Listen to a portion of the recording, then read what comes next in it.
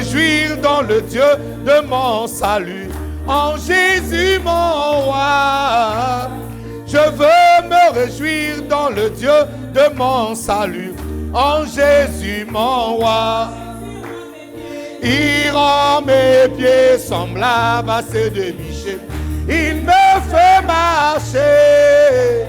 Il me fait marcher sur les lieux élevés. L'Éternel est ma force.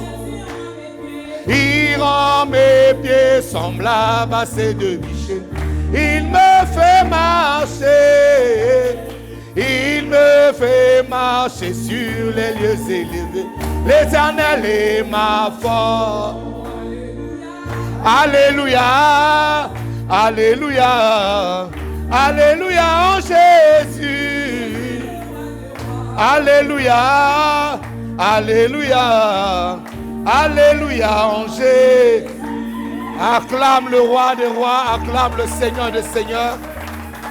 Ah mon ami, tu ferais mieux que ça, mieux que ça, mieux que ça, mieux que ça. Alléluia. Merci beaucoup, ça peut prendre place dans sa merveilleuse présence. En vous saluant tous au nom de notre Seigneur Jésus. Amen. Amen.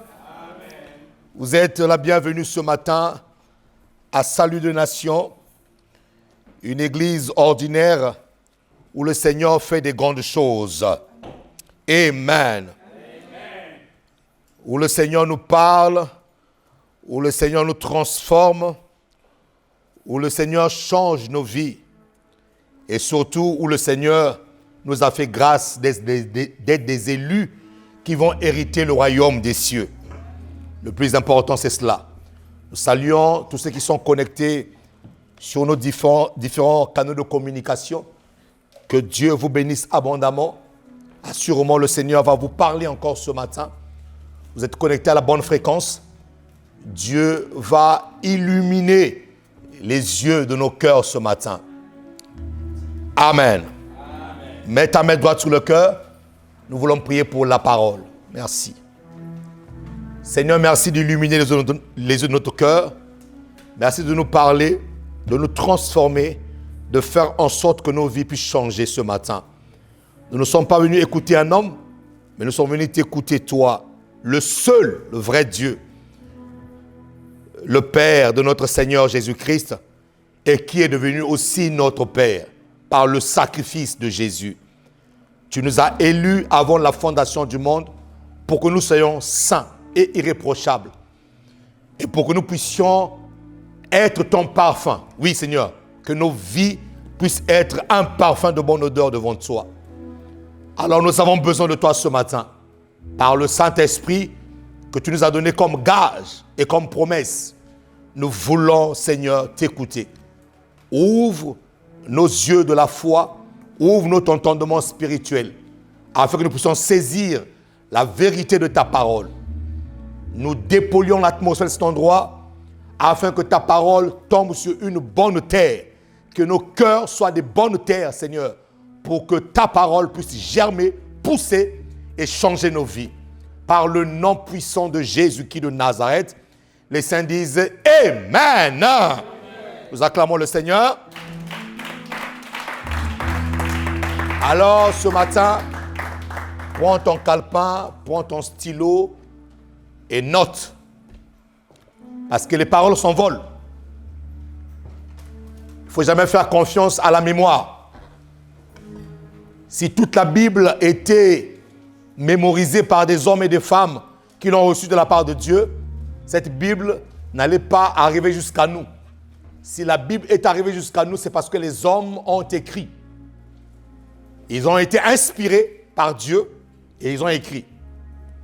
Donc les écrits nous permettent à un moment donné de pouvoir replonger nos regards dans ce qui est écrit.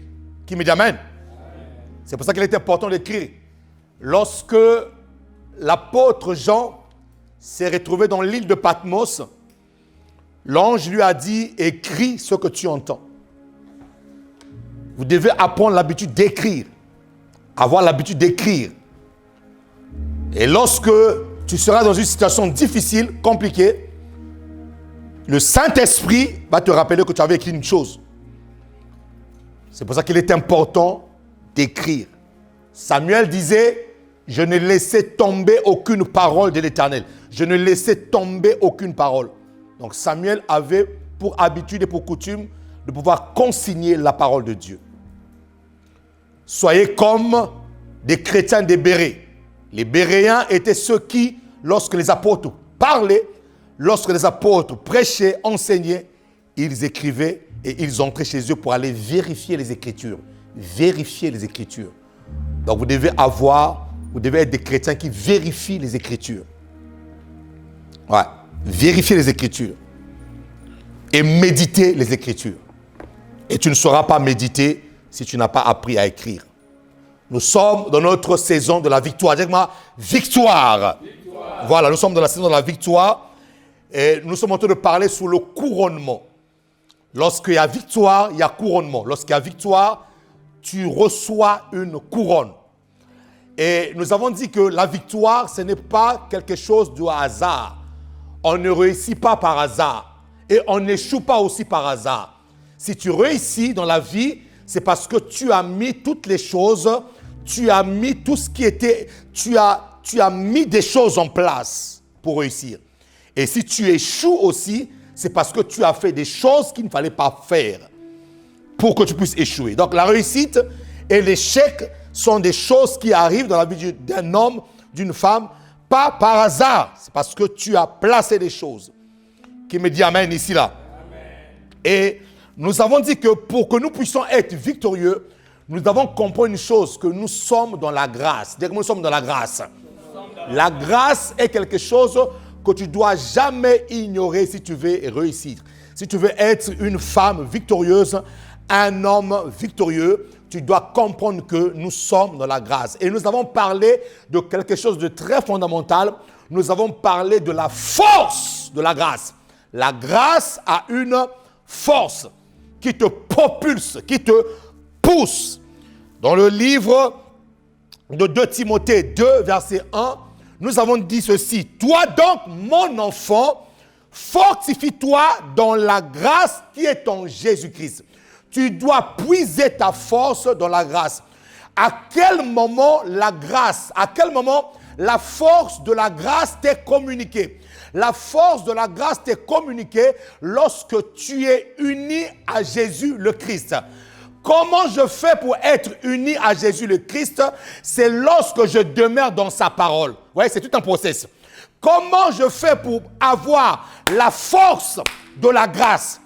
À quel moment la force de la grâce me propulse? À quel moment je me sens soutenu par la main de Dieu? À quel moment je me sens propulsé par la main de Dieu? C'est lorsque je suis uni à Christ. C'est pour ça que l'apôtre Paul dit à son fils Timothée, fortifie-toi dans la grâce qui est dans le Seigneur. Vous voyez? La grâce qui est dans le Seigneur.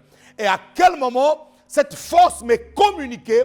C'est lorsque je demeure dans la parole de Dieu. Lorsque je reste dans la parole, lorsque je pratique la parole, lorsque j'observe la parole de Dieu, lorsque je fais de cette parole ma priorité, lorsque je marche par elle, je sentirai la main de Dieu, je sentirai comme une force me soutenir lorsque je serai devant l'adversité. Qui me dit amen ici là? Qui me dit amen ici là? Donc la force de la grâce se trouve en Christ. Et le Christ lui-même est la parole. Au commencement était la parole était avec Dieu et la parole était Dieu. Cette parole s'est faite chair. La parole faite chair. Donc le Fils est la parole incarnée. Le Fils est la parole incarnée. Donc lorsque tu dis que je vais puiser ma force dans le Christ, en d'autres termes, tu es en train de puiser ta force dans la parole de Dieu. Qui me dit amen ici là? Très important. Parce que le Fils, n'oubliez jamais que le Fils est la parole incarnée. Cette parole qui s'est faite chair, la Bible dira, elle est venue vers les siens et les siens ne l'ont point reconnue. Les siens n'ont pas reconnu Jésus. S'ils avaient reconnu Jésus-Christ, ils n'allaient même pas le crucifier. C'est pour ça que Dieu a fait en sorte qu'ils ne puissent pas reconnaître Jésus-Christ. Pour qu'il aille à la croix. Pour qu'il aille à la croix. Qui me dit amen ici là? Fortifie-toi mon enfant. Fortifie-toi dans la grâce. Donc la force a une grâce. Et on avait mis une formule physique pour expliquer la force de la grâce. Tu peux me le remettre s'il te plaît parce que c'est très important de faire ce rappel là. C'est quoi la force? Nous avons dit que la force était la masse multipliée par l'accélération. Ça, ce sont les physiciens. Je pense que les physiciens ont été inspirés par Dieu pour écrire cette formule-là. La force, c'est la masse multipliée par l'accélération. La masse, c'est quoi? C'est un poids. Voilà, c'est un poids. Donc, Dieu veut te dire, malgré le poids que tu as, tu dois accélérer. Malgré le poids de la vie, malgré les soucis de la vie, malgré le chômage, malgré la maladie, Dieu veut te dire, toutes ces choses-là ne pourront jamais t'arrêter. Tu vas accélérer. Qui me dit amen ici, là? Dis-moi, Seigneur, merci. Parce que, malgré le poids de la vie, j'avance. Voilà, cela est ta part. Et rien de ta vie, rien de la vie ne pourra t'arrêter. Qui me dit amen ici, là? Tu vas accélérer et tu vas atteindre ton objectif dans la vie. Qui me dit amen ici, là? Très bien. C'est ça la force. La force de la grâce a la capacité de te ramener dans l'accélération malgré le poids. Malgré le poids. Malgré le poids de la vie, tu vas accélérer. Que le diable ne pense pas qu'il va t'écraser. Il ne t'écrasera pas. Parce que même si lui met le poids sur toi, mais la grâce va te rendre léger. La grâce va te rendre légère. Tu vas courir sans pourtant sentir que tu as un poids. C'est ça qui va t'arriver. Qui me dit amen ici là? Qui me dit amen ici là?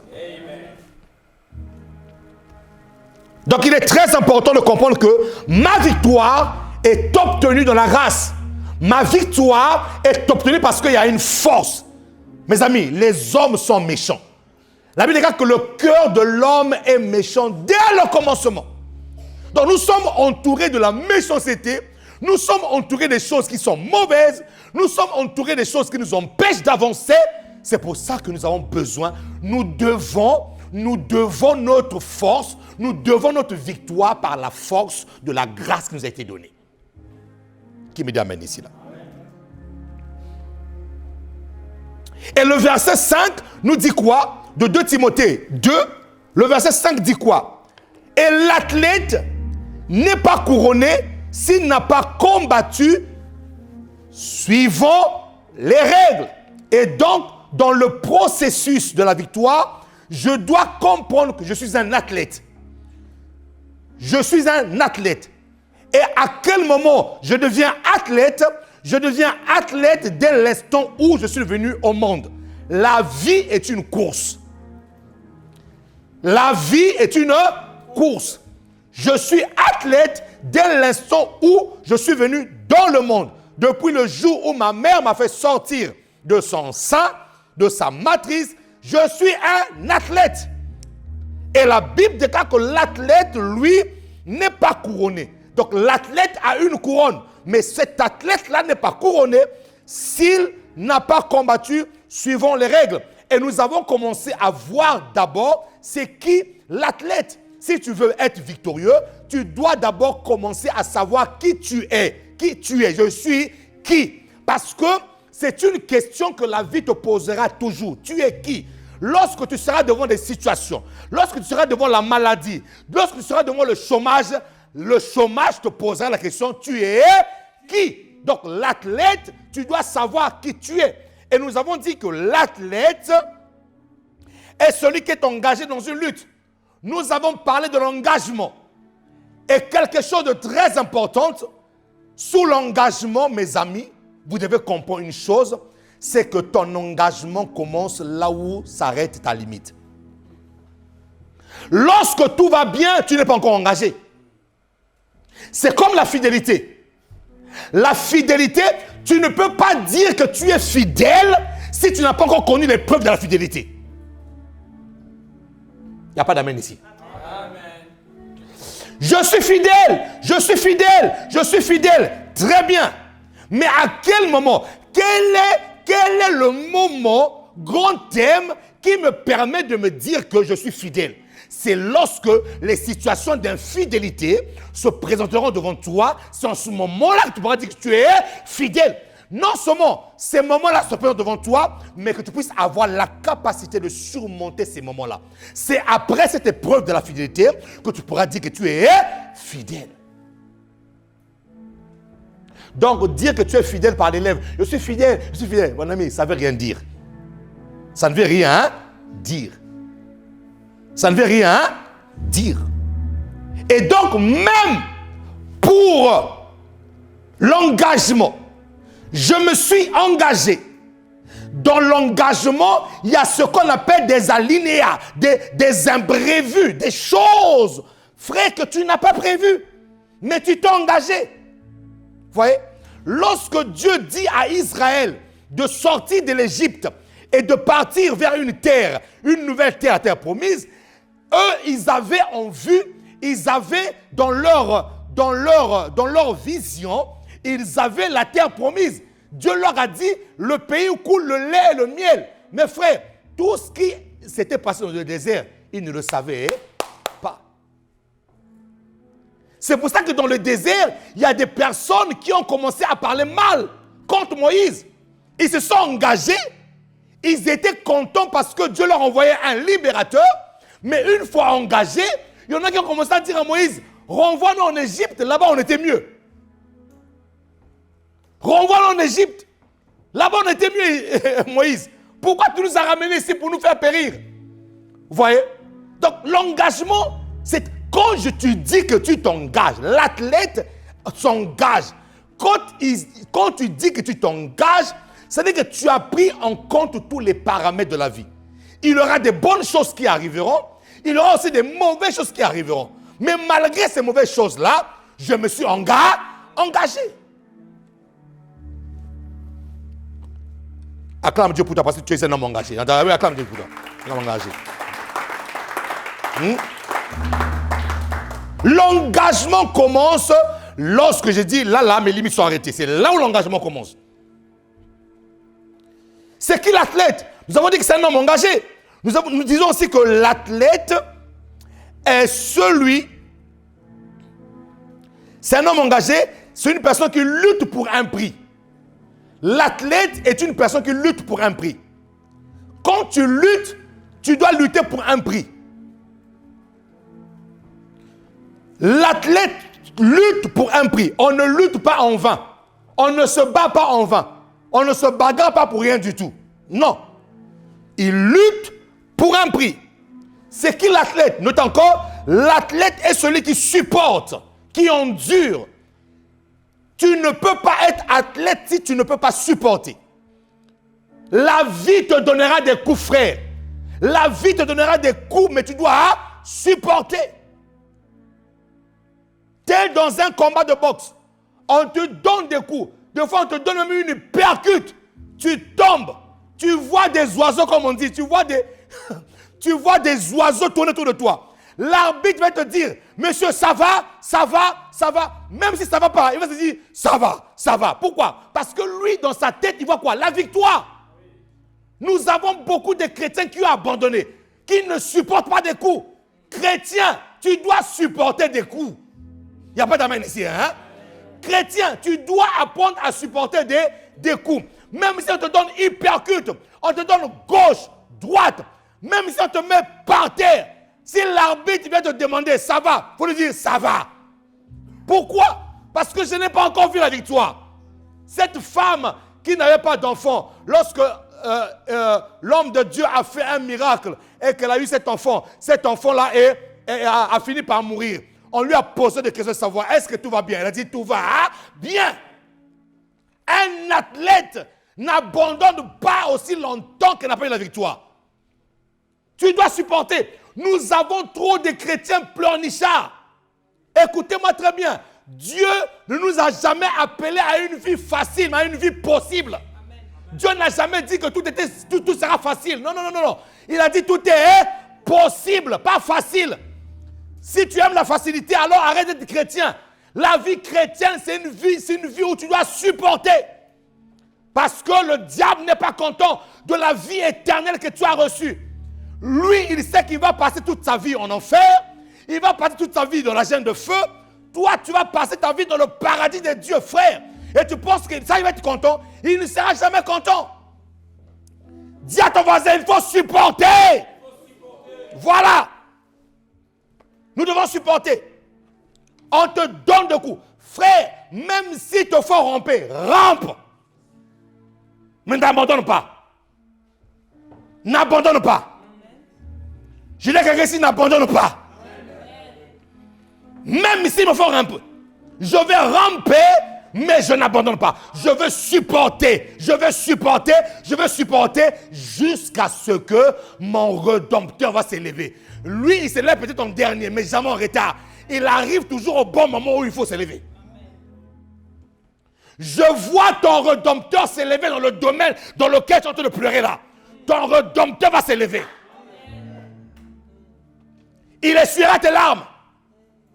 Il va sécher tes larmes. De larmes de douleur, il va les remplacer en larmes de joie. Qui me dit amen ici là? Et pour ce faire, n'abandonne pas. Même si tu es parti, endure les coups, ce n'est pas un problème. Le problème, c'est la mort. Aussi longtemps que tu n'es pas mort, il y a encore de l'espoir pour ceux qui vivent.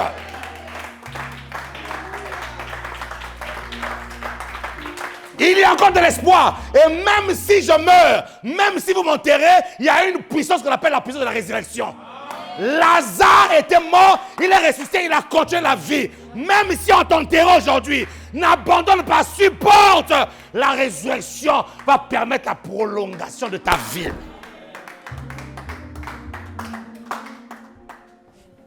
Qui me dit amen ici là?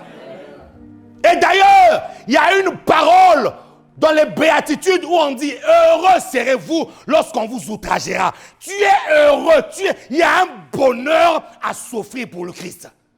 Waouh! Frère, il y a un bonheur à souffrir. Quand tu m'injuries pour Jésus, là, je suis content. Tu ne peux pas savoir, toi tu crois que tu me fais mal. Mais quand j'arrive chez moi, je danse. Je dis Jésus, on m'a injuré pour toi. Oh Seigneur. Arrête de pleurer. Pleure dans l'adoration, mais ne pleure jamais devant l'ennemi. Pleure devant Dieu pour lui dire Seigneur, voici mes larmes de joie, voici mes larmes de soin. Mais devant l'ennemi, dis-lui ennemi, écoute-moi très bien. Moi, tu me donnes des coups, je vais supporter. Heureux serez-vous lorsqu'on parlera mal de vous. Heureux serez-vous lorsque vous serez dans la souffrance à cause de Christ. Pas à cause du travail, à cause de Christ. Heureux serez-vous lorsqu'on vous malmènera. Heureux serez-vous lorsqu'on va vous rejeter. Supportez. La vie chrétienne, ce n'est pas une vie de moulard. Non. Ce n'est pas une vie de peureux. Ce n'est pas une vie de pleurnichard. Non. C'est une vie même quand tu pleures, tu te lèves, tu secoues tes vêtements, tu continues ta marche. Parce que la vérité, mes amis, la vérité, ce n'est pas ce que tu vois. Ce que tu vois là, c'est la réalité. La vérité, c'est l'éternité. Oui. La vérité, c'est là où Jésus-Christ est, que nous puissions aussi être avec lui. Ça, c'est la vérité. Donc, ceux qui m'entourent là, ce sont les réalités. Ce sont des réalités. Des réalités. Mais réalité n'est pas la vérité. La vérité est en Christ. La vérité, c'est que malgré ces souffrances-là, malgré la souffrance-là, j'ai une place qui m'est réservée dans le trône de Dieu. J'ai une place qui m'est réservée à côté de Jésus. Là où il sera, je serai aussi là. Qui me amène? La vérité, c'est que lorsqu'il me verra, il me dira, bon et fidèle serviteur, entre dans la joie. Donc, il y a une joie dans laquelle je vais entrer, frère. Il y a une joie dans laquelle... La joie dont on parle ici, là, devient comme une promesse. Ça veut dire que ça n'a rien à voir avec la joie du mariage. Ça n'a rien à voir avec la joie d'une maison. Ça n'a rien à voir. C'est une joie qui dépasse tout ce qu'il y a sur la terre ici là. Il y a une joie particulière dans laquelle tu dois entrer. Cette joie qui ne finit jamais. Ce n'est pas une joie aujourd'hui. La personne aujourd'hui te fait rire, demain t'énerve encore. C'est-à-dire que c'est une joie caméléon. Une joie caméléon. Une joie qui change. Aujourd'hui, tu me fais rire, demain, tu m'énerves. Aujourd'hui, tu me fais rire, demain, tu m'énerves. Mais là-bas, là, il n'y aura pas rire, nerve, ni rire, nerve. Là-bas, ça sera rire, rire, rire, rire, rire, rire, et rire, et rire, et rire, et rire, et rire. Pourquoi? Parce que là-bas, il y a une joie éternelle, une joie qui n'a pas de contrainte, une joie qui n'est pas fabriquée, une joie qui est la personne elle-même de Jésus-Christ de Nazareth. C'est ça qui donne l'espérance. C'est ça qui donne la foi. C'est ça qui me permet de dire que non, je continue à supporter cette difficulté-là. Je n'abandonne pas. Et la plupart des personnes qui voient la gloire de Dieu, c'est des personnes qui n'abandonnent jamais. Jamais. Acclame le Seigneur.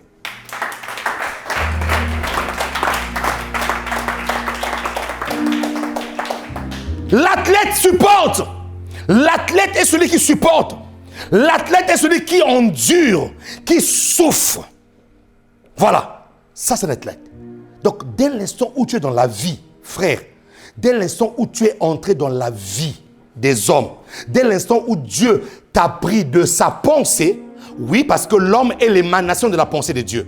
L'homme sort d'abord de la pensée divine. J'avais dit une chose, nous sommes l'émanation de la réflexion divine. Dieu a réfléchi avant que tu viennes sur la terre. Tu n'es pas n'importe qui. Hein? Non, frère. Dieu a réfléchi avant de t'envoyer sur la terre. Tu es le résultat d'une réflexion divine. Ouais? Ce n'est pas la réflexion d'un savant. Non, c'est une réflexion divine. Ça veut dire que ne crois jamais à ceux qui parlent du contraire de ce que tu es véritablement. Il ne faut jamais croire à ça.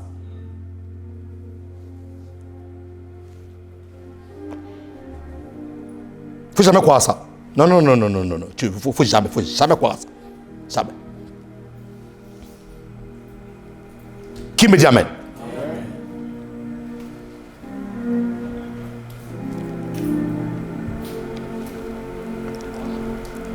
L'athlète endure, souffre. Prends avec moi 2 Timothée 2. 2 Timothée 2, verset 3. Souffre avec moi. Vous voyez? Ça, c'est l'apôtre Paul qui est en train d'exhorter, d'encourager son fils de la foi en lui disant, souffre avec moi, comme un bon soldat de Jésus le Christ. Vous voyez? Nous sommes des soldats ici, là. Est-ce qu'il y a des soldats ici, là? Oui, nous sommes des soldats. Comme un bon soldat de Jésus-Christ. Suivez le verset 4. Il n'est pas de soldat. Et là, je vais attirer ta réflexion. Il n'est pas de soldat qui s'embarrasse des affaires de la vie s'il veut plaire à celui qui l'a enrôlé. Il n'y a pas de soldat qui s'embarrasse des affaires de la vie. Les affaires de la vie. S'il veut plaire à son maître, à celui qui l'a enrôlé. Vous voyez? Et l'apôtre Paul exhorte à son fils de souffrir. Mais il y a une bonne souffrance. Il y a souffrance et souffrance. Il y a des souffrances qui n'ont pas lieu d'être. Il y a des souffrances, quand tu les vois, tu te dis, mais pourquoi est-ce que la personne souffre? En fait, il y a des personnes qui souffrent gratuitement. Ce n'est pas de cette souffrance-là que je te parle. Non. Je te parle d'une souffrance fondée. Je te parle d'une souffrance concernant les valeurs. Je te parle d'une souffrance concernant des choses qui durent pour toujours. Pas des souffrances où une personne te prend, t'embarque dans une souffrance où tu te souffres gratuitement. Non. Est-ce que je parle quelque chose là? C'est pour ça que plus loin, l'apôtre Paul parle du soldat de Christ. Ça veut dire que là, l'intérêt change. Ça veut dire que là, l'intérêt n'est plus l'intérêt d'un bien matériel. Ça veut dire que l'intérêt là, ce n'est plus un intérêt qui consiste à un temps qui est court. Ça veut dire que l'intérêt qui est ici là, c'est un intérêt qui dure pour l'éternité. Donc, il y a des souffrances, tu te bats pour l'éternité. Il y a des souffrances, tu te bats pour quelque chose qui va durer. Il y a des souffrances, tu te bats parce que tu sais que cette chose-là va me ramener quelque part. pas à souffrir gratuitement. Non, non, non. Il y a des personnes qui vous font entrer dans des souffrances gratuites. Ça, il faut le refuser. En fait, une souffrance dans laquelle tu te poses la question de savoir, c'est quoi en fait le but? C'est en fait, ce que nous faisons là, c'est quoi le but? Frère, faire l'œuvre de Dieu, souffrir pour l'œuvre de Dieu, c'est une bonne souffrance. C'est-à-dire que moi, quand je souffre pour l'œuvre de Dieu, quand je pleure devant Dieu, quand je gémis devant Dieu pour vos âmes, c'est une très bonne souffrance. Parce que je sais que je deviens collaborateur de Dieu, je deviens comme un pont pour Dieu pour que vos âmes soient sauvées. Et ma plus grande joie sera que le jour où je serai au ciel, que je puisse te voir toi aussi. C'est ça la plus grande récompense d'un pasteur. Je dois souffrir pour toi. Ça, c'est une souffrance fondée. Pourquoi? Parce que je vise l'éternité d'une personne. Parce que je vise non seulement la vie terrestre, mais la vie pour l'éternité. Ça, c'est une très bonne souffrance. Donc, quand la personne veut t'embarquer dans une souffrance, il dit un peu, c'est quoi cette souffrance-là? En fait, on souffre pour moi déjà. Ah, qui peut acclamer le Seigneur ici? Oui, on souffre pour moi.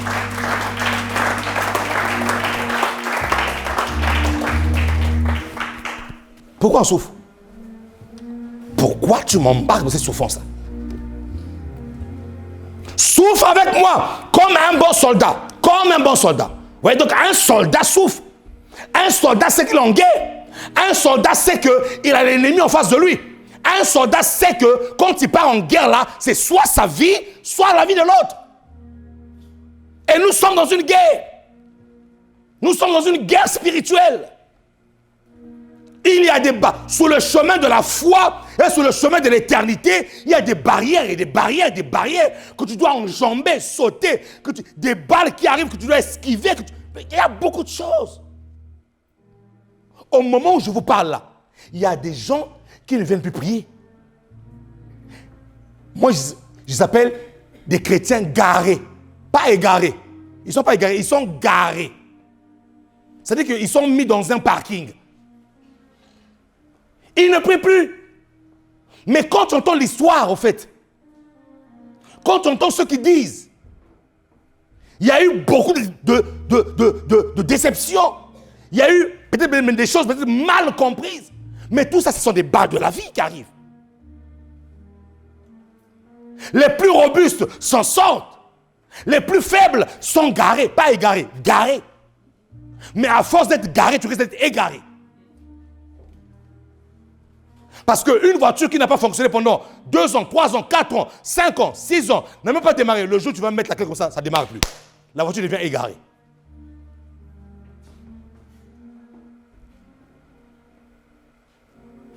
Mais nous comptons sur la grâce de Dieu. Amen. Nous comptons sur la grâce de Dieu. L'apôtre Paul dit à son fils Timothée, tu es un soldat de Christ. Tu es un soldat de Christ. Le jour où tu as accepté Jésus-Christ comme Seigneur et Sauveur, il t'a enrôlé dans son armée. Tu deviens un soldat. Et le soldat dit la parole. Si tu veux vaincre, si tu veux être victorieux, tu ne dois pas t'embarrasser des choses de la vie. Ça veut dire qu'il y a une priorité. Quand il dit que celui qui est enrôlé n'est pas embarrassé aux choses de la vie, mais plutôt cherche à plaire à son maître, ça veut dire que là, mon ami, il y a un choix à faire. Nous passons plus de temps à nous embarrasser aux choses de la vie qu'à notre éternité. Je répète encore, nous passons plus de temps à nous. Vous allez voir une personne qui va planifier pendant toute l'année. Ah Seigneur, merci, tu as permis que je puisse arriver en 2022. Mais en 2022, il prend sa liste. Je vais faire ceci, je vais acheter ceci, je vais faire cela, je vais voyager là, je vais partir là. Mais dans sa liste là, tu ne verras même pas que non, je vais prendre soin de moi pour mon esprit, pour l'éternité. Non.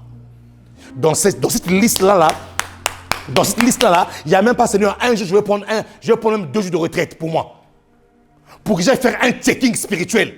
Que j'aille faire un checking de là où je suis avec toi. De ma position vis-à-vis de toi. Est-ce que je suis encore dans le salut? Frère, c'est très subtil. Hein. Tu peux croire que tu es dans le salut alors que tu es déjà hors du salut. C'est pour ça qu'un checking spirituel est très important. Venir à l'église ne te garantit pas le salut. Hein. C'est ta relation, l'entretien que tu as avec Dieu. C'est ça qui te garantit le salut. C'est pour ça que même à l'église ici, là, il y en a qui vont dans l'enfer. Parce que tu es sérieux? Oui, je suis sérieux. Je vous dis la vérité. Un checking spirituel s'impose. Dans l'année, combien de checking spirituel tu fais? Nous nous embarrassons trop des choses de la vie. Et le diable sait que nous sommes tellement des hommes charnels. Qu'est-ce qu'il fait? Il nous attaque sur tout ce qui est charnel. Oh non, voiture, maison, voyage. Il t'attaque, il t'attaque, il t'attaque, il t'attaque jusqu'à faire un AVC. Il te tue pour des biens matériels alors que l'essentiel de ta vie, c'est l'éternité. Il te change d'objectif. Cours par ici, cours par ici, cours par là, cours par là. Alors qu'il te met dans une mauvaise course. Beaucoup de chrétiens sont dans des mauvaises courses. Ils ne sont pas en train de courir la bonne course, mes amis. Je vous dis la vérité. À les entendre parler, à regarder leurs projets, vous vous rendez compte qu'ils sont en train de courir une mauvaise course. Il n'y a pas de soldat qui est enrôlé dans l'armée et qui est embarrassé des choses de la vie. C'est pour ça que Matthieu 6 dit quoi? Premièrement, le royaume des cieux et sa justice. Toutes ces choses, c'est quoi toutes ces choses? Ce sont les choses de la vie. Toutes ces choses vous seront données sur quoi? Alors, si tu changes le principe de Dieu, tu commences à courir maintenant sur les choses de la vie, tu vas louper le royaume. Et le but du diable, c'est de te miroiter d'abord les choses de la vie, que tu puisses t'embarrasser des choses de la vie. Je disais à une personne qui se plaignait, pasteur, moi je ne comprends pas, ma vie n'avance pas, ma vie est bloquée, ça. Je le regarde, je lui regarde, je lui dis, écoute-moi très bien. Écoute-moi très bien. Ça ne va pas te plaire ce que je veux te dire, mais il faut que tu m'écoutes très bien. Le but de Dieu, ce n'est pas d'abord ce que tu cherches là. Le but de Dieu, ça a toujours été l'homme. Toi. Toi d'abord. Si toi, tu n'es pas dans son quadrillage, tu n'es pas dans son plan, à quoi ça sert à un homme de gagner le monde s'il perd son âme? À quoi ça va te servir de te réjouir, de vivre dans une maison de 1000 mètres carrés, mais toi, c'est sûr que non, à la fin là, tu vas te retrouver dans la gêne de feu. Je préfère habiter 10 mètres carrés, mais aller au ciel. Parce que je suis convaincu qu'au ciel là-bas, je n'aurai pas 10 mètres carrés. Quand Jésus-Christ dit, je m'en vais vous préparer une place, frère, il y a place, c'est place. Hein? Ce n'est pas la place que là où tu es assise là. Non. Quand Jésus dit qu'il te prépare une place, c'est véritablement une place. C'est une place de choix. C'est une place où tu n'auras pas à grincer les dents. Donc mes amis, il n'y a pas de soldat. Si tu es soldat de Christ, si tu es soldat, enfant de Dieu, tu ne dois pas t'embarrasser des choses de la vie. Cherche d'abord, premièrement, le royaume des cieux et la justice de Dieu. Et tu verras que les choses de la vie, là, que tu cours à gauche, ça va. Il y a une loi qui va s'appliquer, c'est la loi de l'attraction. Dès l'instant où tu t'embarrasses des choses de Dieu, il y a une loi qui va s'établir. Les choses que tu cherches là vont commencer à être attirées vers toi.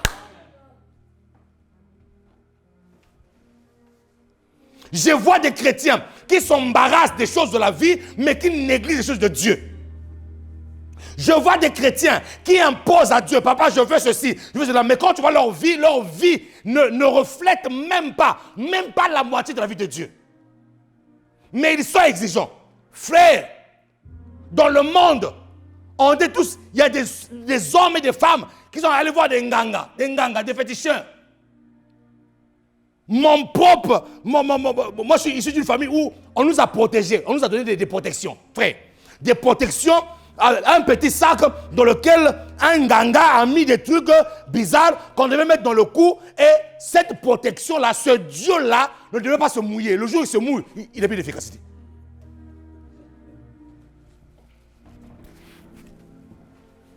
Moi, je ne comprends pas les chrétiens. Ils sont dans le monde.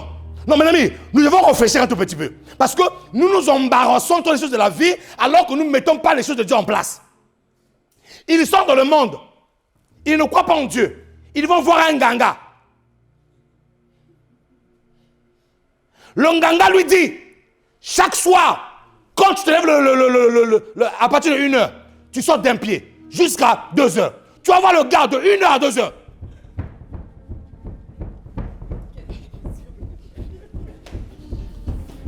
Même s'il est fatigué, hein? Mon ganga m'a dit 1h.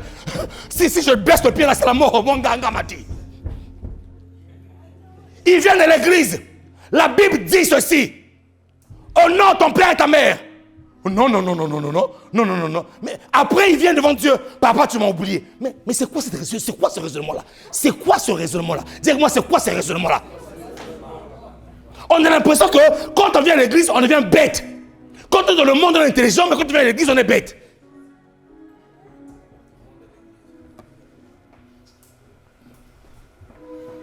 Mon ganga m'a dit.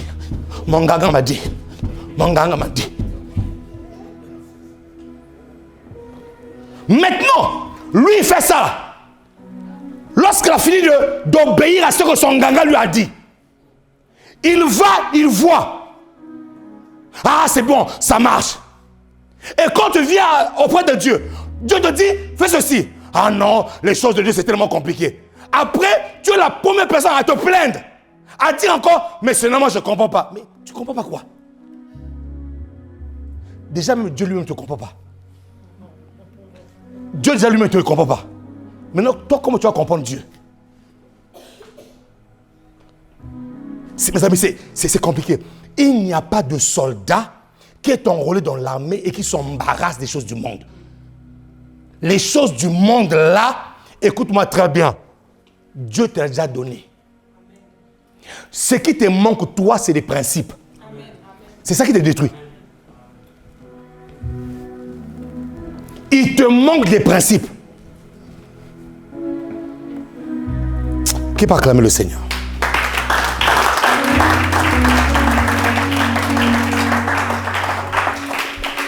Souffle avec moi, comme un bon soldat de Christ. Il n'est pas de soldat qui s'embarrasse des affaires de la vie s'il veut plaire. Le but, c'est de plaire, pas un pasteur. Ne plaisez pas au pasteur, plaisez d'abord à Dieu d'abord.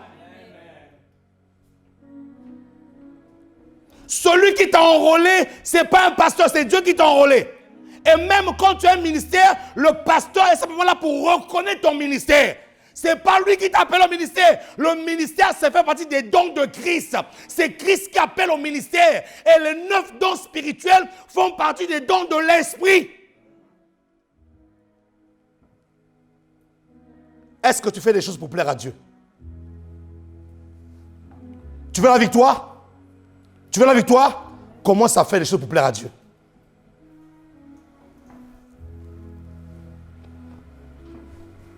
Commence à faire des choses pour plaire à Dieu. Si tu commences à faire des choses pour plaire à Dieu, automatiquement le pasteur sera content. Parce que si c'est un vrai pasteur, il va ressentir que le corps de Dieu est content. Si c'est un pasteur qui n'est pas sensible, il va dire, ouais, ils ont fait. Lui, il est content. Mais il ne sait pas jauger si le corps de Dieu est content ou pas. Il y a des sentiments que Dieu te fait ressentir dans ton cœur. Ce sont des sentiments qui viennent de lui-même. Oui. Les amis, arrête de t'embarrasser des choses de la vie. Et ces choses de la vie-là te prennent plus du temps que Dieu n'a plus de place. Dieu n'a plus de place.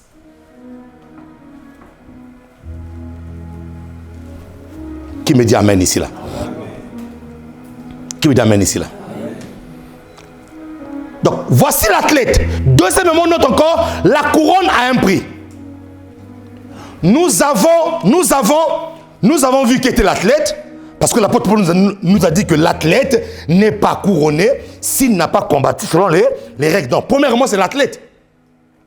L'athlète. Deuxièmement, il dit s'il n'est pas couronné, s'il n'a pas combattu suivant les règles. Donc, deuxième chose, c'est la couronne. Mais cette couronne-là a un prix. Cette couronne-là a un prix. Note ceci, Philippiens 3,14. Philippiens 3,14. Philippiens 3,14.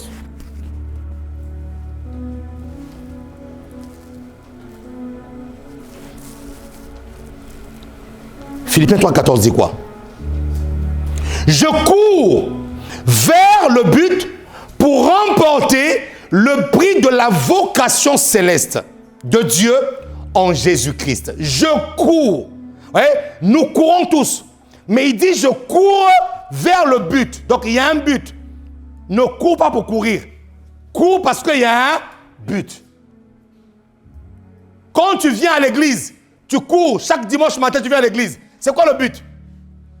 Il y en a qui courent chaque dimanche matin à l'église parce qu'ils ont un rendez-vous avec un frère et une soeur. Ça, c'est le but.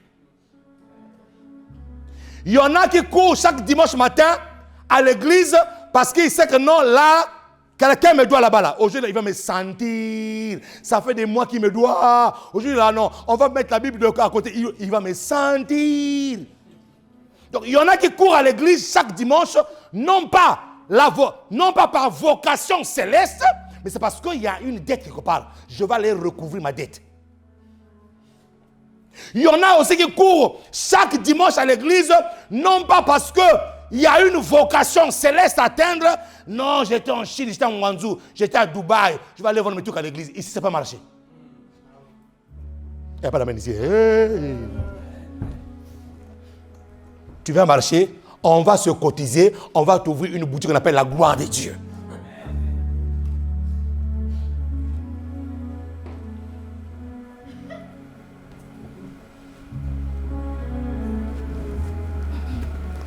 J'ai horreur de ça. On transforme l'église de Dieu pour un marché. Vous allez voir le culte fini, vous allez voir des gens dans le coin là-bas. Là. Ça va nous Guangzhou. C'est pour ça que Jésus-Christ a pris le bâton. Il a dit, ma maison sera une maison de prière. Vous avez fait une caverne des voleurs.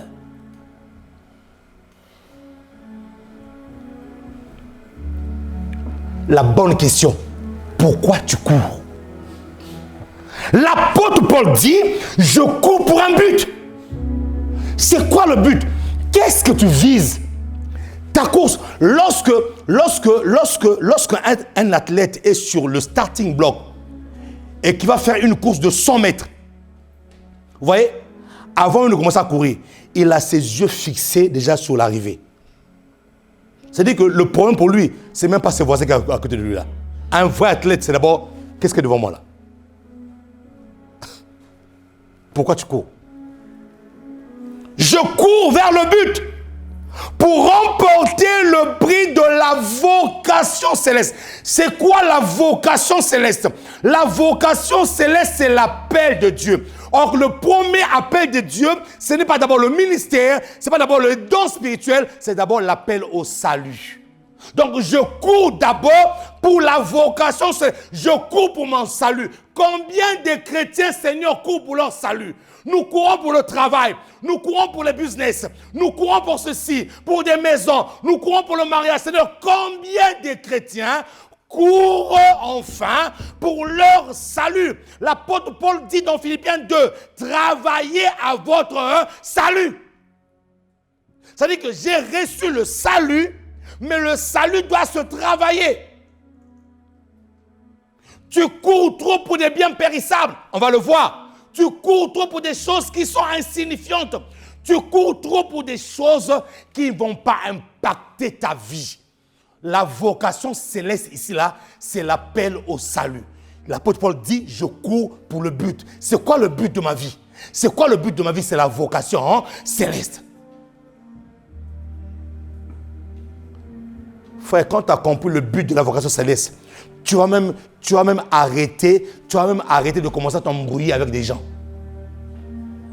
Il y a un homme de Dieu qui a failli louper le ciel. Celui qui a été ressuscité par Rena Bonk, un Nigérien. Je ne sais pas si vous avez suivi la vidéo. Ce jour-là, il s'était embrouillé avec sa femme.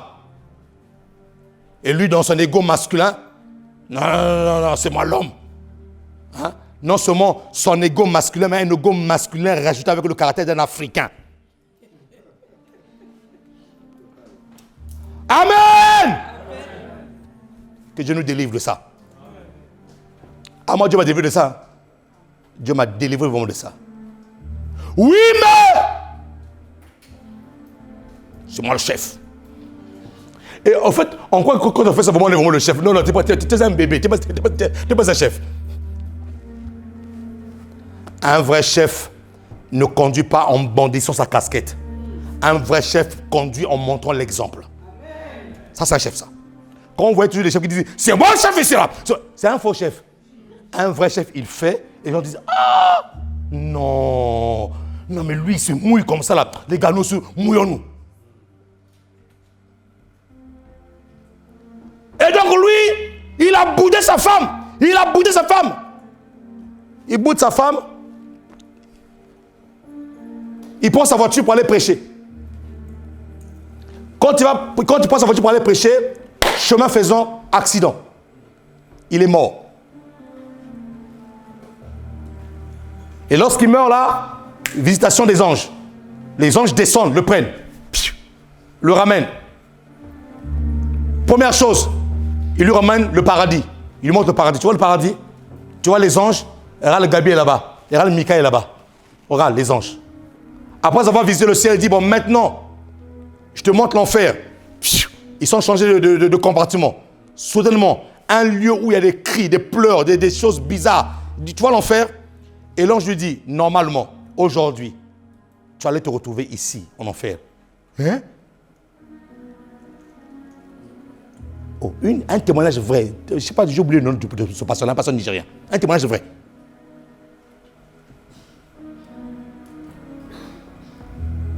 Mais pourquoi? Moi, je suis man of God. Des man of God, ça ne veut rien dire, man of God.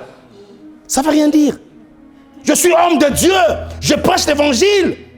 Mais pourquoi mon plan de se retrouver ici là? Et là maintenant, que fait l'ange? L'ange lui envoie la projection de sa vie. L'ange lui envoie maintenant l'image de sa vie, de ce qui s'est passé avant l'accident. Dis à ton voisin, fais attention à une caméra qui te regarde.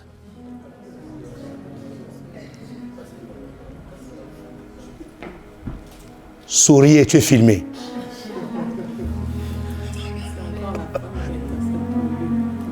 Les amis, il y a le film de ta vie. Hein. Il y a un film qu'on appelle le film de ta vie. L'ange appuie, replay. Et là, il voit le monsieur en train de s'embrouiller avec sa femme. Le monsieur était regardé. Il s'est embrouillé avec sa femme, dans son ego masculin. Il n'a pas demandé pardon. Il est parti, il a pris la voiture, il est parti prêcher. Accident. Et lorsqu'on lui ramène là où Réna Bonk faisait sa campagne d'évangélisation, la puissance de la résurrection est descendue sur lui. Il est revenu dans la vie. Frère, quand il est rentré sur la maison, quand sa femme commençait à faire palabre, il dit, tu veux faire palabre? Fais palabre, hein? Moi j'arrive. Il sort, frère. Il va se balader. Après que tu reviens, chérie, tu t'es calmé. Frère, c'est-à-dire que pour un tout petit, pour si peu de choses, tu peux louper le ciel. Pour si peu de choses, tu peux louper le ciel. Quand sa femme s'énervait, alors il va dans les toilettes de son faible. Après, coucou, ça va? Tu t'es calmé?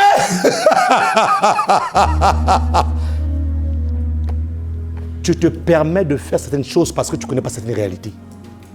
Je veux la vérité. Tu te permets de faire certaines choses parce que tu ne connais pas certaines vérités. C'est une réalité qui t'échappe. C'est pour ça que tu te permets de faire des choses. Tu penses que non, j'ai le droit. Avec, surtout dans le pays dans lequel nous sommes, le pays des droits de l'homme. J'ai le droit. Je respecte ton droit, je respecte mon droit. Donc tout devient droit. Faites attention avec la liberté et le libertinage. Amen. Une vraie liberté a des limites. Le libertinage n'a pas de limites. Quand vous voyez une personne qui cherche ne pas avoir de limites là, c'est un libertin ou une libertine.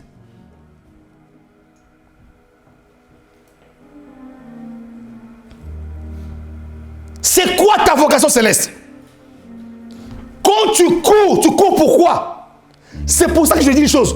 Quand tu cours pour la vocation céleste, il y a des embrouilles que tu ne feras plus. C'est-à-dire que même demander pardon, ça va être facile. Il y a des chrétiens même qui ont du mal à demander pardon parce qu'ils ne connaissent pas quelle est la vocation céleste qui est attachée à leur destinée. Pour qu'ils puissent demander pardon, il faut qu'on fasse une intercession de 5 heures. Pour que la bouche s'ouvre pour dire pardon. Ah! Chrétien! Mes amis, ça fait mal. Hein? Ça fait mal en tant que pasteur quand tu vois des chrétiens, même normalement le pardon, ça devient quelque chose de très facile, de très automatique. Parce que tu sais très bien que non, si tu ne pardonnes pas, toi aussi tu ne seras pas pardonner. Pardonne-nous nos offenses comme nous pardonnons aussi à ceux qui nous ont... Ça veut dire quoi? Si je ne te pardonne pas, je bloque mon pauvre pas. Mais il faut intercéder. Tu vois le pasteur dans une maison où ça fait les décisions. Prions le Seigneur, prions. Pour le pardon. Est-ce que tu connais le prix de la vocation céleste? Est-ce que tous les jours, tu travailles pour ton âme? L'apôtre Paul nous exhorte à travailler pour l'âme, pour travailler pour le salut. Tu cours pourquoi? Pourquoi tu cours? Tu vas courir pour une maison. Lorsque l'érosion passera par là, la maison est par terre. Lorsqu'un tremblement de terre passera par là, la maison est par terre. Pourquoi tu cours? Bon, maintenant, ceci dit, je ne suis pas en train de dire aux gens de ne pas acheter des maisons. Hein. Non. Ça, c'est être religieux. Non. Je ne vais pas parler, moi, je ne suis pas dans la religion, là. Mais je te dis, tu cours pourquoi? Où est-ce que tu dépenses plus ton énergie? Tu cours pourquoi? Je ne suis pas en train de te dire de te faire, de ne pas acheter des vêtements. Non. Mais la vraie question, je cours pourquoi? Après avoir acheté tout ce qui est bien matériel là, quelle est ma véritable vocation? Ma vie véritable est attachée à quoi?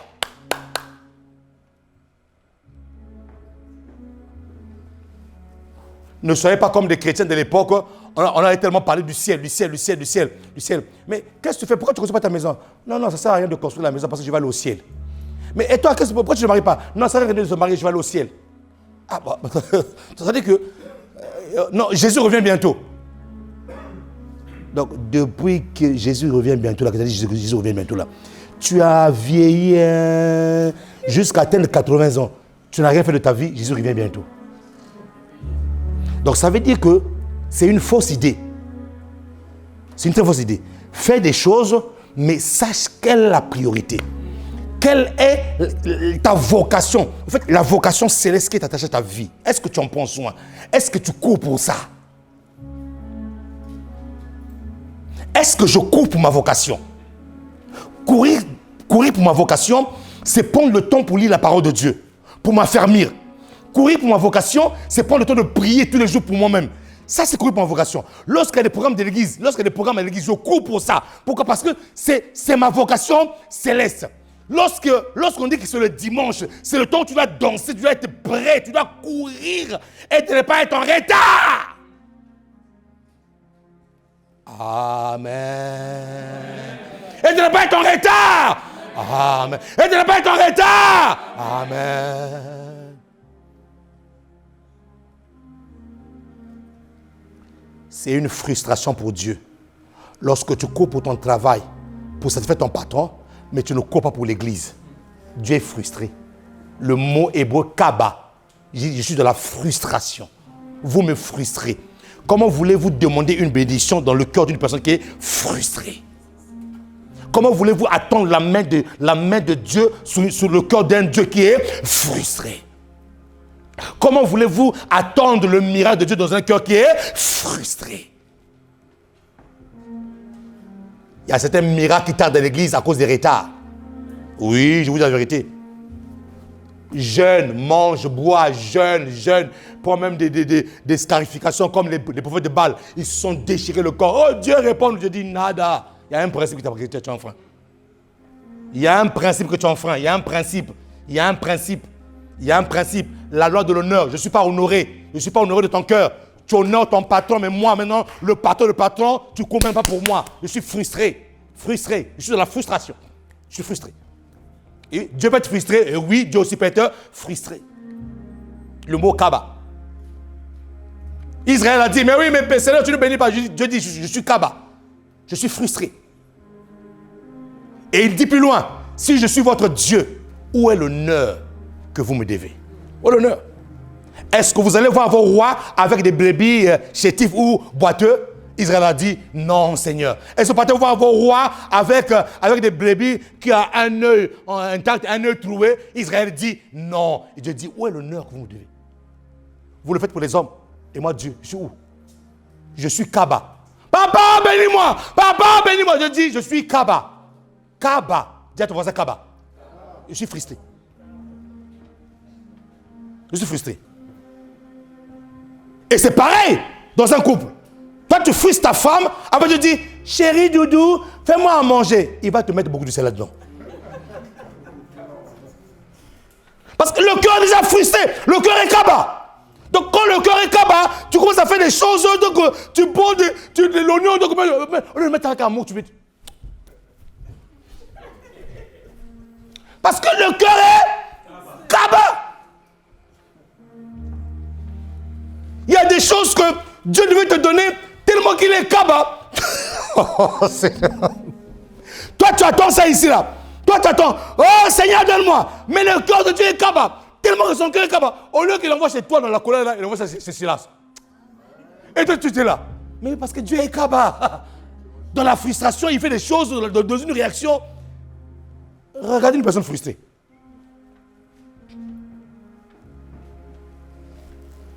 Mes amis, est-ce que tu as le cœur pour la vocation céleste? Est-ce que tu cours? Est-ce que tu cours dans ta vie pour grandir dans la foi? Combien de personnes courent dans leur vie pour grandir dans leur foi? Pour que leur foi grandisse? Combien de personnes courent pour que leur mindset, pour que la foi de Dieu s'installe dans leur cœur? Moi, je suis retourné au cours de théologie. Frère, il faut courir pour Dieu. Malgré tout ce que j'ai à faire là, le travail, l'église, ma femme, les enfants, les affaires, des trucs, à gauche, à droite, on t'appelle ici, on t'appelle là, on t'appelle. Je suis retourné à l'école, je suis retourné m'asseoir pour apprendre encore de la théologie. Et ceci pendant 3 ans, après une licence, peut-être que je vais faire un doctorat. Mon cœur bat pour Dieu. Je n'ai pas envie de me tenir ici à raconter n'importe quoi peuple de Dieu. Non. Mon cœur bat pour Dieu. Je ne peux pas venir me tenir ici là, comme on dit, mes amis, alléluia, oui, alléluia. Vous savez, Galate était un enfant bien, dites amen, amen.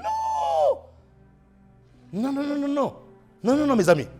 Je cours pour la vocation céleste. Je cours parce que je sais qu'il y a un peuple qui mérite le meilleur. Ah, il n'y a pas d'amen ici. Oh, bon, je vais arrêter la théologie. Je cours parce que je sais qu'il y a un peuple qui mérite le meilleur. Je cours parce que je sais que non, ce que je vais s'aimer dans vos cœurs va vous ramener tout droit devant le Père. Je cours pour ça, mes amis. Pourquoi tu cours? Pourquoi tu cours? L'apôtre Paul a dit, je cours pour la vocation céleste. Toi, tu cours pourquoi? Nous courons tellement pour des choses viles de la terre que lorsqu'il faut être efficace dans l'œuvre de Dieu, on est fatigué.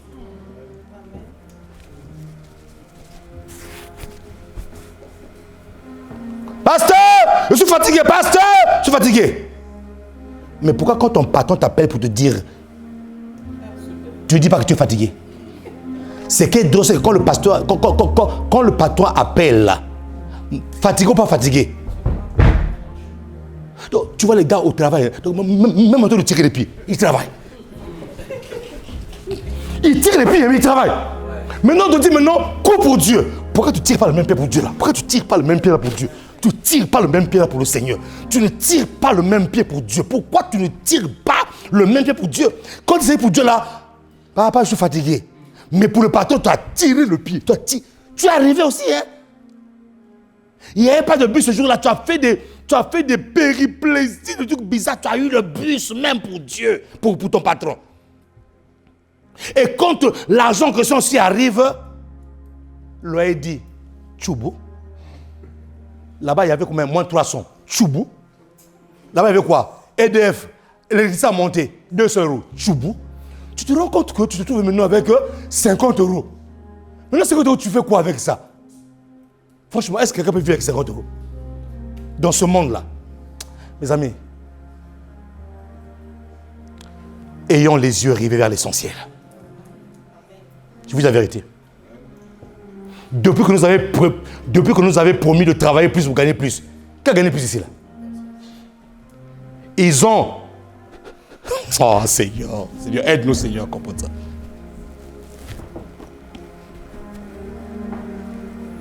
il y a un système qui est fait. Plus tu gagnes beaucoup, plus tu payes beaucoup. Donc l'histoire de travailler plus pour gagner plus ça là, c'est un peu à revoir.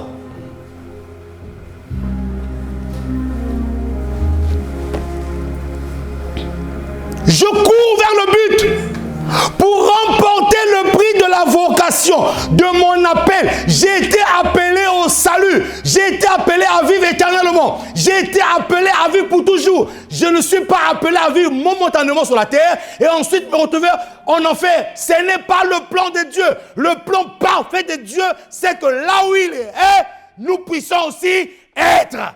Ça, c'est le plan parfait de Dieu. Et ça t'engage, toi, enfant de Dieu, de courir vers cette vocation-là. Qui peut acclamer le Seigneur? Oui.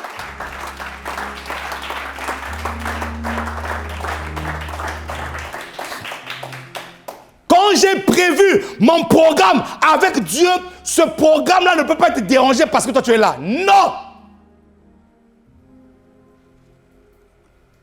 Mes amis, quand j'ai prévu quelque chose, j'ai dit à Dieu, Seigneur, à telle heure je ferai ceci. Même si tu es le roi qui descend, qui vient de je ne sais pas où là, j'ai dit à Dieu, je veux le faire, je veux le faire. Pourquoi tu cours? Pourquoi tu cours? Quel est le but de ta course sur la terre?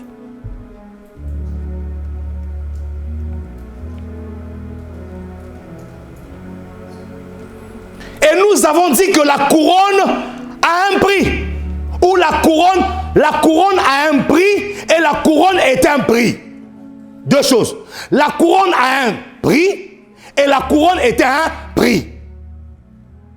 La couronne a un prix, ça veut dire quoi? Ce que tu feras, ce que tu vas avoir pour l'éternité, tu dois payer le prix maintenant. Tu dois payer le prix maintenant.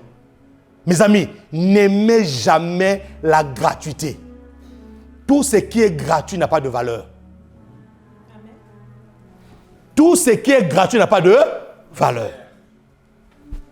N'aimez jamais la gratuité. Tout ce que tu auras dans ta vie a un prix. La gratuité n'a pas de valeur. Même la grâce dont nous jouissons aujourd'hui. Nous avons dit que nous sommes de la grâce, nous sommes de la grâce. La grâce a coûté la vie à une personne. Est-ce que je peux agresser là? Oui, même la grâce a un prix. Nous avons été favorisés.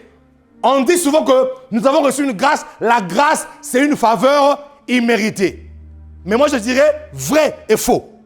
La grâce, c'est aussi une faveur méritée. Pourquoi c'est mérité? Parce que Dieu, dans son plan, avait déjà prévu l'agneau de Dieu avant la fondation du monde. Donc, je mérite la grâce. Ah, quelqu'un n'a pas compris ça. Avant que tu viennes sur la terre, l'agneau avait déjà été immolé avant la fondation du monde. Donc, Dieu, dans le plan parfait de Dieu, le salut était déjà dans le plan de Dieu.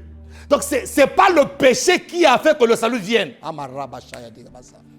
Ce n'est pas le péché qui a fait que le salut vienne. Non, le salut était déjà le plan parfait de Dieu. Maintenant, quand l'erreur est rentrée par l'homme, Dieu avait déjà prévu le salut. Donc, quand on dit que la grâce est une faveur imméritée, je dirais vrai ou faux. C'est aussi une faveur méritée. Je l'ai méritée, pourquoi? Parce qu'avant même que je pêche, Dieu m'avait prévu le plan du salut. On ne peut pas acclamer le Seigneur ici.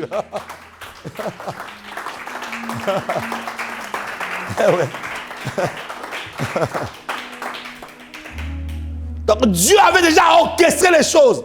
Donc, en d'autres termes, mes amis, n'aimez pas tout ce qui est gratuit. La gratuité n'a pas de valeur. Non, non, non, non, non. Non, non, non, non, non, non, non. Chrétien, n'aimez pas ce qui est gratuit. Non. On peut t'offrir, oui. On peut te faire des cadeaux, oui. Mais n'aime pas trop ça. Aime les choses qui ont de la valeur. Qu'est-ce qu'a dit le roi David? Le roi David devait offrir l'holocauste à Dieu. Parce qu'il avait péché devant Dieu. Maintenant, il y avait une personne qui avait plusieurs terrains, plusieurs espaces pour faire l'holocauste. Il a dit, oh roi, voici l'espace, gratuitement pour toi, prends cet espace-là, offre l'holocauste à Dieu comme tu veux. David a dit, nada, je n'offrirai pas à mon Dieu ce qui me coûte rien du tout. Waouh! On te donne l'espace gratuitement. Ça aurait été beaucoup de chrétiens aujourd'hui de sortir directement. Oh, gloire à Dieu, alléluia. Lui, il a dit, je ne donnerai pas à mon Dieu ce qui ne me coûte rien. Ça veut dire que David n'avait pas la culture de la gratuité. Il avait la culture de payer le prix. Si tu veux avoir quelque chose qui a du poids, qui pèse lourd, n'aime pas la gratuité, paye le prix pour ça. Et d'ailleurs, la chose pour laquelle on paye le prix, on la respecte plus.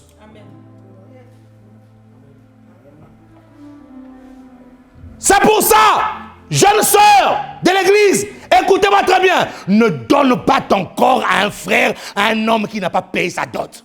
Il n'y a pas d'amen ici là.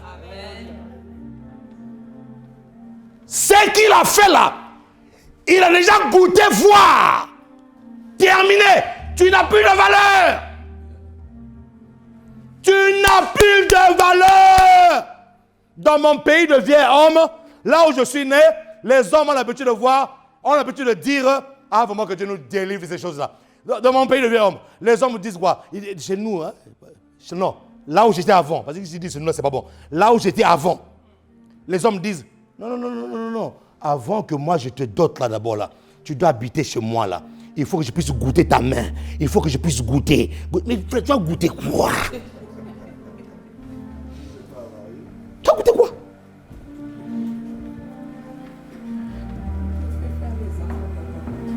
Et il te met chez lui à la maison. Premier enfant, la dot ne fait pas toujours. Deuxième enfant, la dot ne fait pas. Troisième enfant, quatrième. Tu en as maintenant 6, sans dot. Donc il t'applique gratuitement comme ça, comme si tu es sorti dans un arbre. Alors que ton père a payé tes études pour toi. Alors que tu as été éduqué quelque part. Il y a des gens qui ont souffert pour toi. Toi, tu viens comme ça là, parce que mon corps te plaît, tu veux goûter. Tu vas goûter quoi? Il n'y a pas d'amen ici, Seigneur.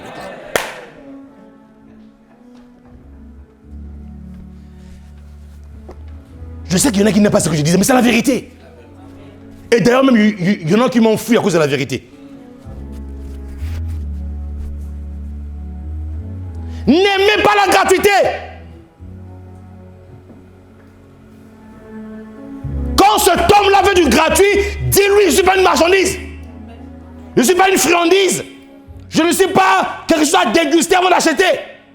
Non, valorisez-vous un peu. Mettez du prix pour vous, sur vos vies.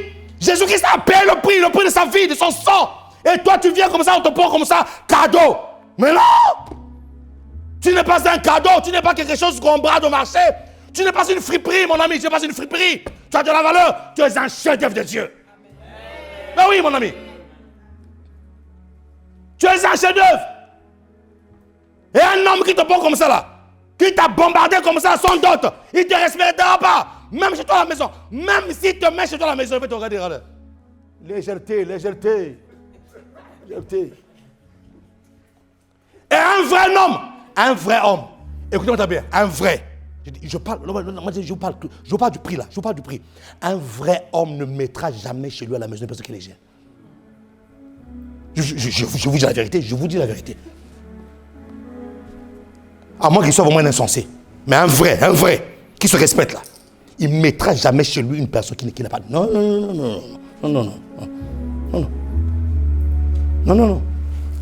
N'aimez pas la gratuité, mes amis.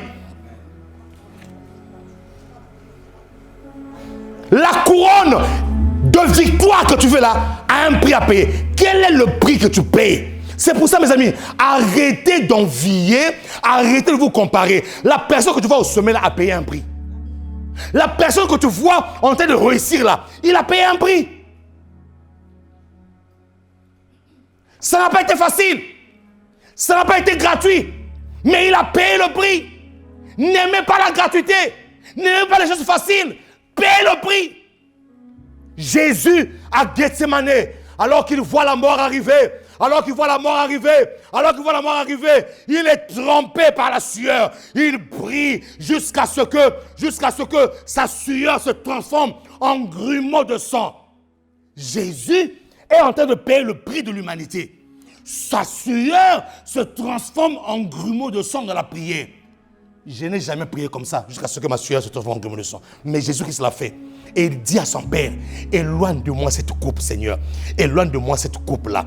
À un moment donné, c'est sa chair qui parlait. Son esprit a repris le dessus. Toutefois, non pas ma volonté, mais ta volonté. Le mot coupe ici, là, c'est une expression juive qui veut dire le prix à payer. En d'autres termes, Jésus disait à son Père, éloigne de moi le prix à payer. Le prix à payer est trop dur. Le prix à payer, c'est trop compliqué. Le prix à... Non, la croix, ah Seigneur, la croix.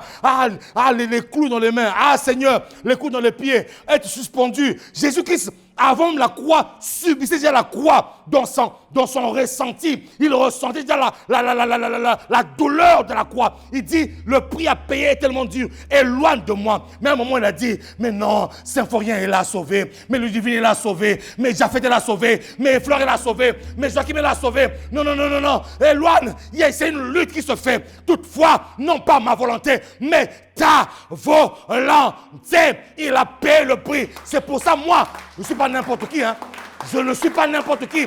J'ai du prix. J'ai de la valeur. Pourquoi? Parce que quelqu'un paye le prix.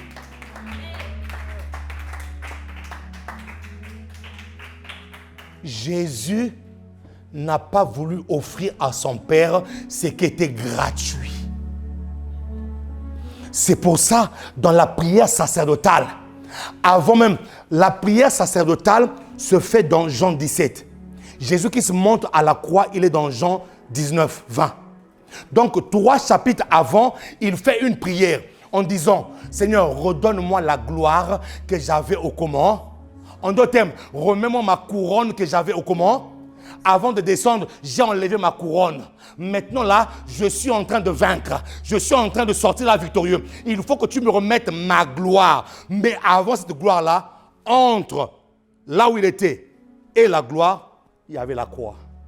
Il y avait le prix à payer. Frère, il y avait le prix à payer. Nous voulons ce matin sortir de cette vie chrétienne où on aime les choses gratuites. Non.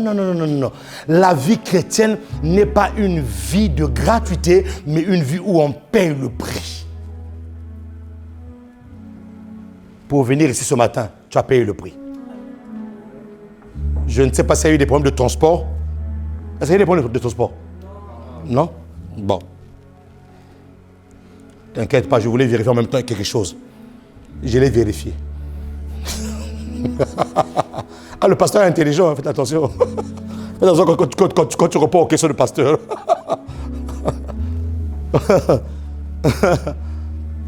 Ah, mes amis, le temps est en train de s'achever pour aujourd'hui.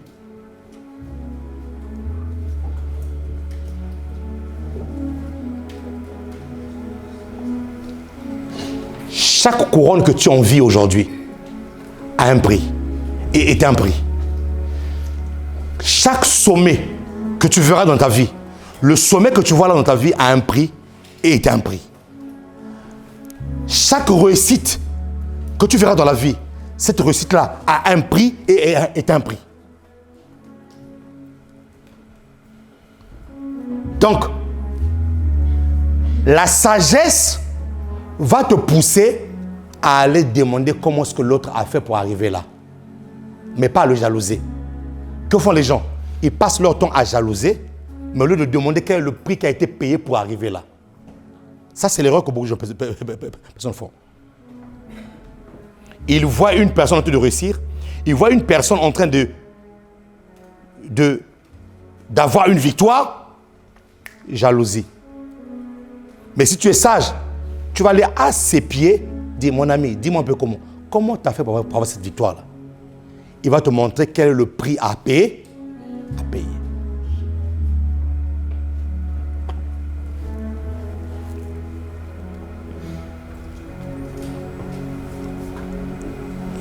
Ah Seigneur. Prenons un dernier verset. 2 Timothée 4, 7. J'ai combattu le bon combat, j'ai achevé la course, j'ai gardé la foi. 2 Timothée 4, 7. J'ai combattu le bon combat, j'ai achevé la course, j'ai gardé la foi. Vous voyez, j'ai combattu. Je vais prendre les extrémités, ici, là. Première extrémité, j'ai combattu. Deuxième extrémité, j'ai gardé la foi. Donc, le but dans le combat, c'est de garder la foi. Tout ce que tu vas traverser dans ta vie, le but, c'est qu'à la fin, que tu gardes ta foi. J'ai achevé la course, j'ai gardé la foi. Donc, un victorieux ou une victorieuse, c'est une personne qui est dans un combat, mais qui, à la fin, ne perd pas sa foi. Garde sa foi.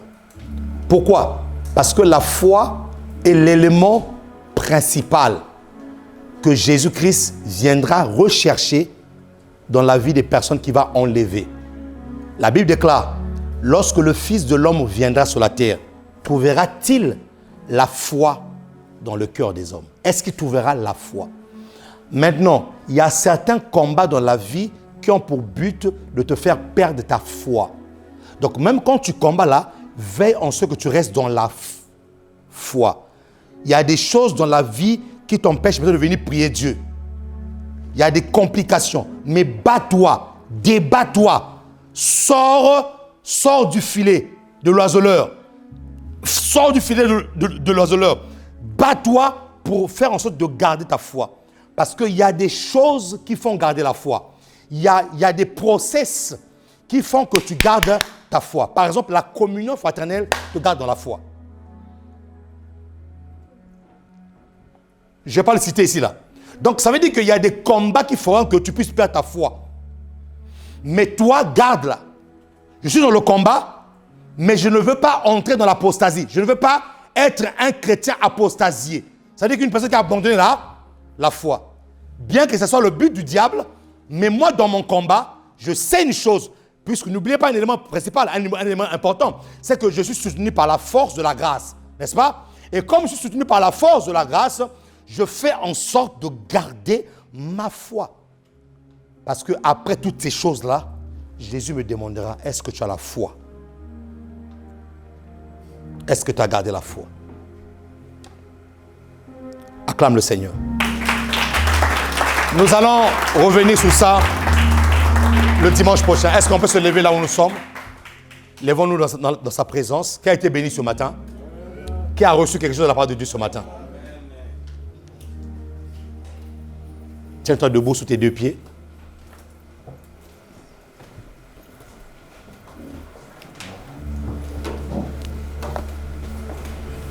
Répète après moi, Seigneur Jésus, fais de moi un athlète engagé. Fais de moi un athlète qui lutte pour un prix. Fais de moi un athlète qui supporte les coups, qui endure les coups et qui souffre pour la bonne cause. Seigneur, éloigne de moi toutes les choses qui me feront souffrir vainement. Je ne veux pas souffrir vainement. Je veux souffrir pour ma vocation céleste. Seigneur, donne-moi la capacité d'être attaché. Donne-moi la capacité de courir pour ma vocation céleste. Le salut qui m'a été donné par Jésus-Christ. Seigneur, je veux sortir des futilités. Je veux sortir des futilités. Au nom de Jésus. Au nom de Jésus. Je veux sortir des passe-temps. Seigneur, aide-moi à maximiser, à courir pour la bonne cause. Celle de ma vocation céleste. Au nom de Jésus. Donne-moi de combattre le bon combat de la foi malgré l'adversité.